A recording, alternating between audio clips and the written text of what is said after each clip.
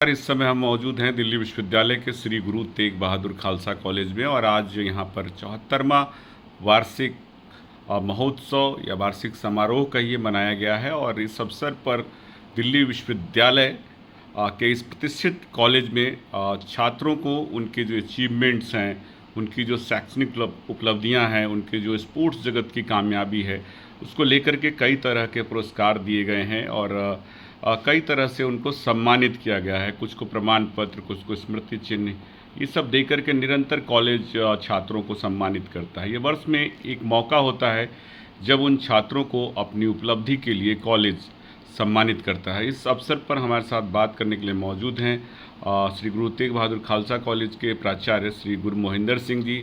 Sir, आपका बहुत स्वागत है। और सबसे पहले तो इस वार्षिक महोत्सव की सफल कार्यक्रम के लिए आपको बहुत बधाई। सर, इस अवसर पर आप क्या कहना चाहेंगे? सबसे पहले तो सभी छात्रों को, शिक्षकों को 74वें वार्षिक महोत्सव की बहुत बहुत शुभकामनाएं। आप जानते हैं कि खालसा कॉलेज जो है वो अपनी खेल कूद में और शिक्षण के जो हमारे लोग बच्चे हैं उनके काबिलियत के ऊपर सब जानते हैं कि वो बहुत अच्छा काम करते हैं। खेल कूद हो चाहे शिक्षा हो, सब क्षेत्रों में अच्छा काम करते हैं। तो ये एक अवसर होता है हमारे पास जब हम अपने छात्रों को उनकी शैक्षणिक और जो स्पोर्ट्स में उपलब्धियां हैं उनके लिए उनको सम्मानित करें। तो ये उनके लिए भी ये एक मील का पत्थर साबित होता है कि उनको अप्रिसिएशन मिलती है तो वो और अच्छा करने का प्रयास करते हैं।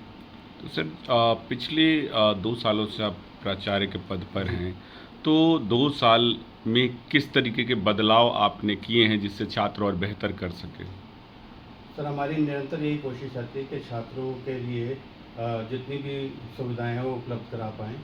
तो कोशिश यही रहती है कि चाहे वो हमारे पीडब्ल्यूडी छात्र हों या अन्य छात्र दूसरी जो हैं, उनके लिए हम कोशिश करते हैं कि लाइब्रेरी हमने पूरी सेंट्रली लाइब्रेरी जो है एसी कर दिया है। छात्रों को बैठने के लिए, इवन पीडब्ल्यूडी स्टूडेंट हैं जो, उनके लिए हमने रूम उपलब्ध करा दिया है लाइब्रेरी में ही कि वो अपना वहाँ बैठ सकते हैं। तो वो एक माहौल बन गया है पढ़ाई का। वो 150-200 लोग आप देखोगे जब भी जाओगे लाइब्रेरी में आपको पढ़ते हुए मिलेंगे। सिमिलरली हॉस्टल हैं हमारे पास, 350 बच्चे हॉस्टल में हैं, लड़कियाँ। तो वो लड़कियों को भी वहाँ वाईफाई की सुविधाएं और सारी सुविधाएं हमने उपलब्ध करा रखी और डॉक्टर की फैसिलिटी भी, सैटरडे संडे उनके हेल्थ चेकअप भी होते हैं। तो सारी सुविधाएं, इनसे लोग बच्चों में जो है पढ़ने की और खेल कूद में आगे बढ़ने की और अपनी हेल्थ के प्रति सचेत रहने की जो है वो बड़ी है। और पिछले 2 सालों में मैं कह सकता हूँ कि हमने इतनी तरक्की की है कि हम NRF में 29वें रैंक पे आए हैं। ये हमारे लिए बहुत उपलब्धि की बात है। और छात्रों ने बहुत भी यूनिवर्सिटी में भी और दूसरे कॉलेजों में भी, खेल कूद में भी और शिक्षा के क्षेत्र में भी अपना झंडे गाड़े हैं, आपको मालूम ही है। और कल जो प्रतियोगिता हुई हैं DU में भी, उसमें भी जो रिसर्च का जो हमारे दोस्त विद्यार्थी जो हैं वो बेस्ट रिसर्च वर्क के लिए भी सम्मानित हुए हैं यूनिवर्सिटी की ओर से। 4th ईयर का जो पूरा सिस्टम है, जी। तो इंफ्रास्ट्रक्चर को लेकर के बहुत जगह शिकायतें रहती है, तो आपने क्या अपने छात्रों को उपलब्ध कराया है? सर, पूरी कोशिश कर रहे हैं कि जितनी से ज़्यादा इंफ्रास्ट्रक्चर उनको प्रोवाइड कर सकें। कुछ रूम हमने बनवाए हैं, चाहे वो पोटा केबिन के माध्यम से बनवाए।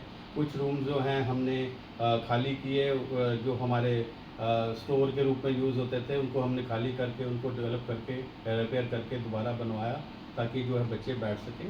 और कंप्यूटर लैब वगैरह हमारा काम चल रहा है। 2 कंप्यूटर लैब हमारे पास ऑलरेडी हैं और हम बढ़ा रहे हैं। कुछ हमारा बिल्डिंग को लेकर भी नया रेनोवेशन का कार्यक्रम अब छुट्टियों में शुरू होगा।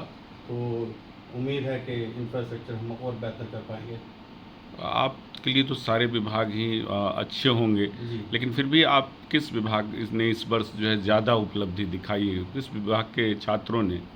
देखो, सभी विभाग के छात्र जो हैं बहुत अच्छा करते हैं। मैं किसी एक विभाग के बारे में नहीं कह सकता। साइंस के छात्र जो अपनी फील्ड में अच्छा काम कर रहे हैं, ह्यूमैनिटीज़ के छात्र अपनी फील्ड में अच्छा काम कर रहे हैं। हमारे BBE के बच्चे, सबसे ज़्यादा प्लेसमेंट जो हमारी होती है वो कॉमर्स में और BBE के बच्चों की होती है। तो हर फील्ड में तीनों, चाहे वो साइंस हो, कॉमर्स हो या आर्ट्स हो, ह्यूमैनिटीज़ हो, सब फील्डों में हमारे बच्चे बहुत अच्छा कर रहे हैं। तो मैं अपने सभी विभागों से, उनकी कार्रवाई से खुश हूँ। सर, बच्चे भी खुश हैं। एक आखिरी प्रश्न की अगर खालसा कॉलेज में, जैसे कि अब तो नया सत्र भी शुरू होने वाला है, जी। एडमिशन के दौर भी शुरू होंगे, जी। तो खालसा कॉलेज में छात्रों को क्यों आना चाहिए, क्यों पढ़ना चाहिए?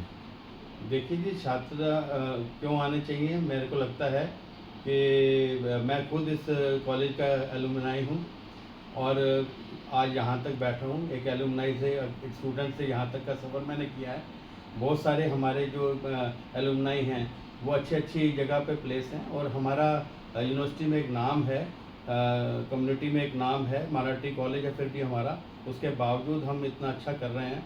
और हमारे जो छात्र हैं वो यूपीएससी में, आईएएस में, आईपीएस में, हर जगह आपको मिलेंगे और अच्छे प्लेस होते हैं। तो मुझे लगता है कि छात्र जो हैं उनको आना चाहिए, क्योंकि हमारा कॉलेज वो सारी सुविधाएं प्रोवाइड करता है जो अन्य यूनिवर्सिटी के कॉलेज शायद कुछ करा पाते होंगे, कुछ नहीं करा पाते होंगे, लेकिन हमारे यहाँ हर तरीके की एक्स्ट्रा करिकुलर एक्टिविटीज़ में भी, स्पोर्ट्स में भी और पढ़ाई में भी, तीनों स्ट्रीम जो हैं हमारे बच्चे जो हैं उसमें एक्सेल करते हैं।